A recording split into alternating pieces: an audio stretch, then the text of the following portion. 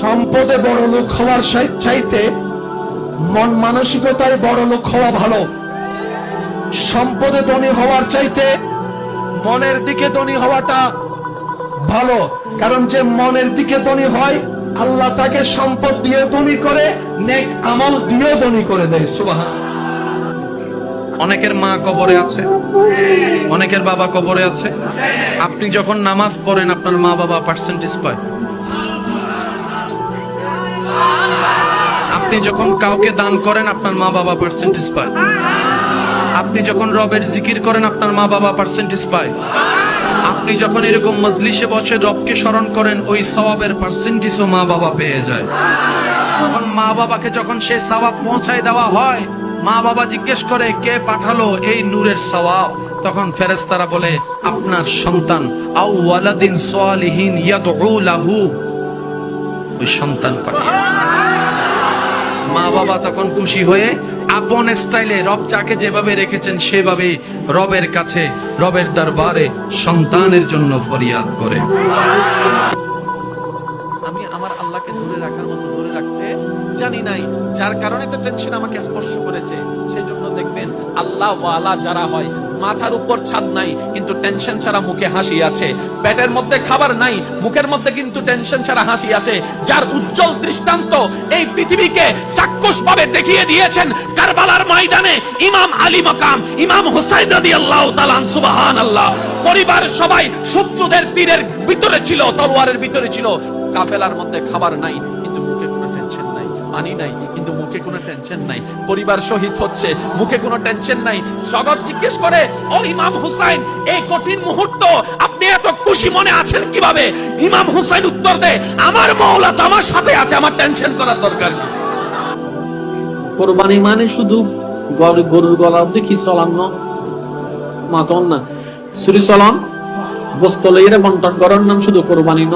আরো বোধ ধরলে কোরবানি আছে। কেন কোরবানি? মা বেগুন সাম্য দিয়ে অনারা এন একখান হতা হই বেলি জিন অনার প্রেস্টিজুত লাগি অনতুন ক্ষমতা আছে সিল্লে বেল্লাই অনেক নুসিল্লাই এর মার প্রতি আদব রাহিয়ে গোসাইনের হজম করি বেলি ইব কোরবানি। আর মনে হয় সিডেঙ্গে আওয়াজ হইতো, এখন মনে হয় সুবহানাল্লাহ বারকানা বড় সুবহানাল্লাহ। যাদের বেশি টেনশন হয়, মন বেশি খারাপ হয়, এই কাজটা করার চেষ্টা করবেন। কোনো কারণ ছাড়া জায়নামাজটা বিছাই ডাইরেক্ট সিজদায় চলে যাবে, চোখটা বন্ধ করে শুধু আলহামদুলিল্লাহ আলহামদুলিল্লাহ আলহামদুলিল্লাহ, কোনো কারণ ছাড়া শুধু আলহামদুলিল্লাহ বলতে থাকবেন। দেখবেন কিছুক্ষণের ভিতরে আপনার ব্রেন মন রিল্যাক্স হয়ে যাবে। আপনি যখন আজকে এই জমিনে সিজদা দিচ্ছেন, যে কপালটা দেখছে সবাই মাটিতে লাগছে, নাকটা মাটি ছুঁয়ে যাচ্ছে, হাতটা মাটিতে লাগছে, নবী রাহমাতুল লিল আলামিনের উম্মত হওয়ার সুবাদে আল্লাহ তাআলা আপনাকে আমাকে এমন দয়া করেছেন, আপনি সিজদায় গিয়ে কপাল লাগাচ্ছেন মাটিতে, সবাই দেখছে।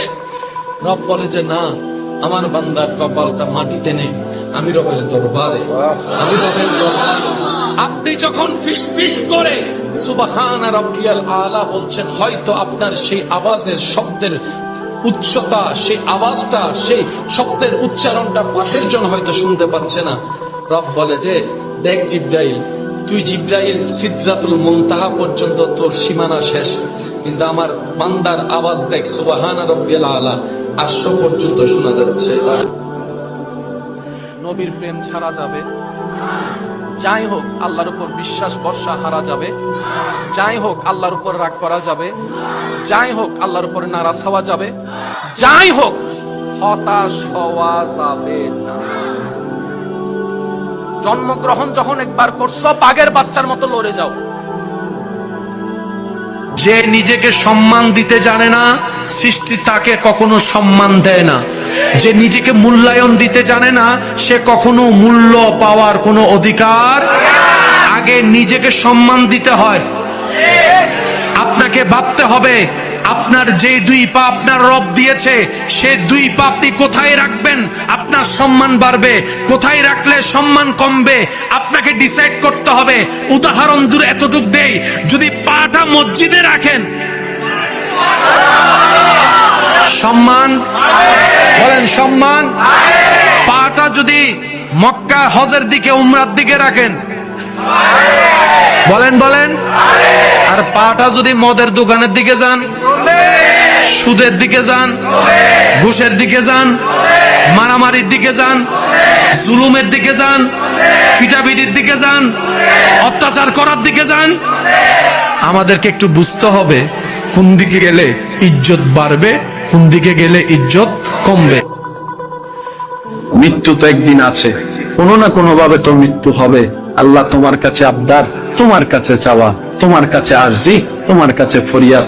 মওলা গো, হয়তো দাঁড়িয়ে মৃত্যু হয়, কারো বসে হয়, কারো শুয়ে হয়, কারো হাঁটাই হয়, কারো ব্যবসায় হয়, কারো চাকরিতে হয়, কারো কোনো না কোনো কারণে হয়। আল্লাহ গো, তোমার কাছে চাওয়া, মৃত্যু যেহেতু একদিন হবে, আমার মৃত্যুটা এমন ভাবে দিও, আমার হাঁটুটা ভেঙে থাকবে, আমার কোমরটা ভেঙে থাকবে, কপালটা তোমার দরবারে সিজদায় থাকবে, কপালটা তোমার দরবারে সিজদায় থাকবে। মওলা গো, আমার জবান থেকে সুবহান রাব্বিয়াল আলা বলে তোমার প্রশংসা বের হতে থাকবে। আমি নামাজের জগতে হারিয়ে যাব, তোমার কুদরতে কদমে সিজদায় লুটে পড়া অবস্থায় আমার জানটা যদি বের হয়ে যায়, আমার এই জান যাওয়াটাও আমার জন্য নিয়ামত হয়ে যাবে। সুবহান। তো জীবন চলার পথে কারো শরীর নিয়ে, চেহারা নিয়ে, অঙ্গ নিয়ে হাসি ঠাট্টা করবেন না। কে দেখতে কেমন, উত্তর একটাই, তাকে তার রবের যেমন দেখতে পছন্দ হয়েছে রব্বুল আলামিন তাকে সেইভাবে বানিয়ে দিয়েছেন। সুবহানাল্লাহ।